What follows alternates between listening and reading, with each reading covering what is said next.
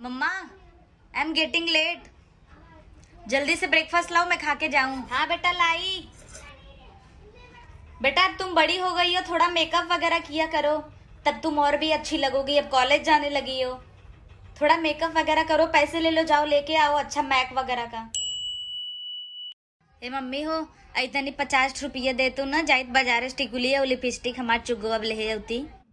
50 रुपये ना है वहां तो है आग दे दे भाई। तोहरे महतारी के लगे 50 रुपये होते ता तोहार महतारी ऐसे ही खटत ना तोहरे बुढ़वा बापे के संग है, समझू। जब से आई है ये खटत खटत मर जाता ही, काम ही करत ही तो है सबे का टिकुली लगाई ही, लिपस्टिक लगाई ही। कौने भतारे के लगे जाए बा भाई से टिकुली लगाऊ, लगवा दे टिकुली। 50 रुपये पाई तो हम नैहरे न चली जाई। 50 रुपये वाली भाई हैं तो सही तो तुम्हें सब पैदा कर दे है ना, वही बहुत बा आई गई हो मुझे भी दे